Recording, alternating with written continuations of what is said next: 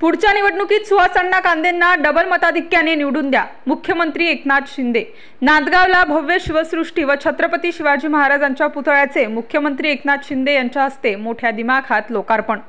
माझ्यासोबत आलेल्या सर्वच आमदारांना त्यांच्या मतदारसंघातील विकासासाठी कुठलाही निधी कमी पडू दिला नाही।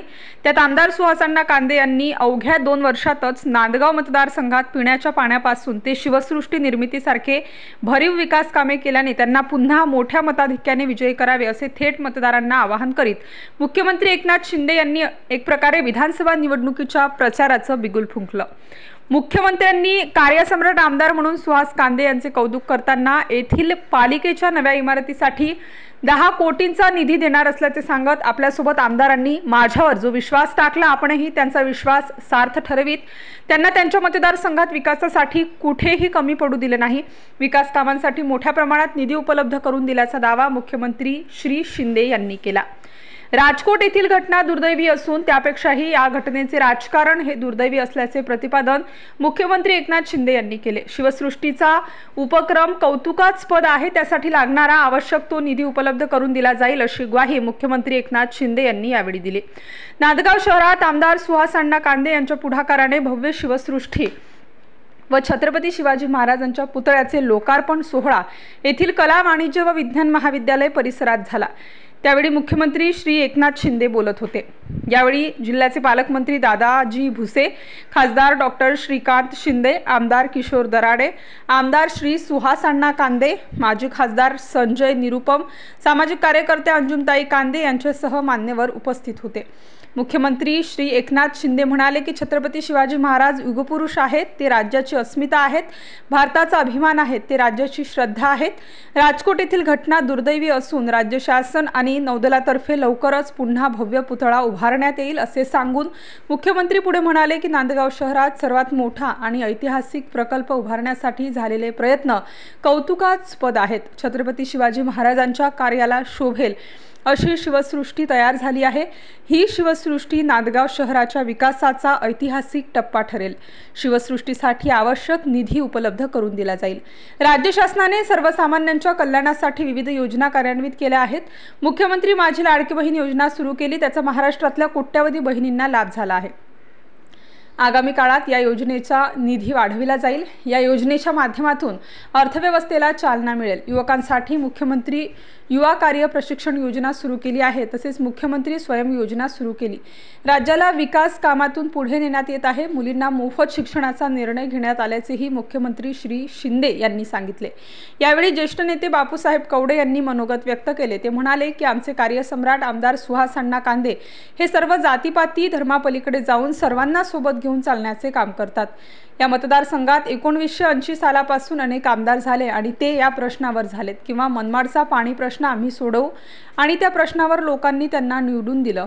निवडून आल्यावर त्यांनी त्यांच्या परीने प्रयत्न केले असतील, पण हा पाणी प्रश्न सोडविण्याचे काम फक्त तुमच्यामुळे शक्य झाले आहे। आमचा मतदारसंघ हा कायम दुष्काळी आहे। आमच्या मतदारसंघामध्ये काही गावांना पाऊस समाधानकारक पाऊस नसल्याने या गावांना पिण्याचे पाणी सुद्धा विहिरीमध्ये शिल्लक नाही अशी अवस्था आमची आहे। नारपार योजनेत नांदगाव तालुक्याचा समावेश करावा अशी मागणी केली। तसेच शेतकऱ्यांचे कर्ज माफ करावे। हा मतदारसंघ भाऊसाहेब हिरे यांचा मतदारसंघ आहे। फेरमतदारसंघाच्या फेरबदलनंतर हा स्वतंत्र झाला।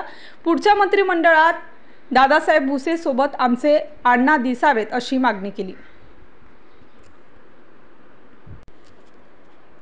आमदार सुहास अण्णा कांदे म्हणाले की शिवसृष्टीच्या माध्यमातून नांदगावकरांचे स्वप्न साकारले आहे। या शिवसृष्टीत छत्रपती शिवाजी महाराजांच्या संपूर्ण पुतळ्याची उंची 71 फूट आहे। दुसऱ्या टप्प्यात शिवसंग्रहालय साकारण्यात येईल। मनमाडला करंजवण पाणी पुरवठा योजना लवकरच कार्यान्वित होणार आहे। त्यासाठी राज्य शासनाने 600 कोटी रुपयांचा निधी उपलब्ध करून दिला।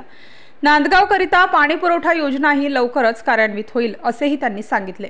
नांदगाव मतदारसंघात यापूर्वी सलग 10 वर्ष आमदार असल्याकडून फक्त विकास कामांची आश्वासने देण्यात आली, परंतु कामे झाली नाहीत। माझ्या आणि यापूर्वीच्या लोकप्रतिनिधींच्या 10 वर्षातील कार्याची तुलना केल्यास माझी कामे जास्त असल्याचे सांगत त्यांनी पंकज भुजबळांचे नाव न घेता अप्रत्यक्षपणे टीका केली। मुख्यमंत्र्यांचे जंगी स्वागत।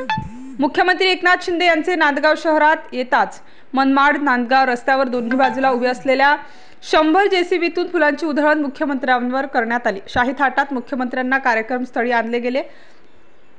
छत्रपती शिवरायांच्या पुतळ्याचे भव्य वातावरणात लोकार्पण। शिवसृष्टीतील छत्रपती शिवाजी महाराजांच्या भव्य पुतळ्याचे मुख्यमंत्री एकनाथ शिंदे यांच्या हस्ते लोकांपर्यंत फटाक्यांची एकच आतिषबाजी झाली। हा दीपमान सोहळा मतदारसंघातील उपस्थित नागरिकांनी आपल्या डोळ्यात साठवून ठेवायला फटाक्यांची आतिषबाजी ग्रामीण भागातील लोकांनीही आपल्या गावातून अनुभवली।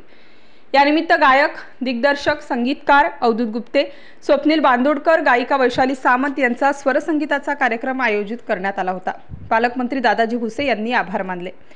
कार्यक्रमात ज्येष्ठ नेते बापूसाहेब कवडे, मधुकर हिरे, माजी आमदार संजय पवार, राजेंद्र देशमुख, मविप्र संस्थेचे अध्यक्ष बाळासाहेब क्षीरसागर, कृषी उत्पन्न बाजार समितीचे माजी सभापती तेज कवदे, विलास आहेर, कृषी उत्पन्न बाजार समिती सभापती सतीश बोरसे, बंडू पाटील, राजेंद्र पवार, राजेंद्र देशमुख, बाळकाका कलंत्री, जिल्हा परिषद सदस्य रमेश बोरसे, विष्णू निकम, राजू जगताप, संदीप सूर्यवंशी, देवाज ग्रुपचे सुनील जाधव, शिवसेना युवा तालुका प्रमुख सागर हिरे, सुनील जाधव, जीवन गरुड, फरान खान, अल्ताफ खान, महावीर जाधव, विजय इप्पर, अण्णा पगार, विठ्ठल आबा आहेर, निलेश इप्पर, दिलीप इनामदार, समाधान पाटील, बाळासाहेब आव्हाड, संजय आहेर, बबलू पाटील, राजेंद्र आहिरे आदींसह मतदारसंघातील महिला, पुरुष, युवा मोठ्या संख्येने उपस्थित होते।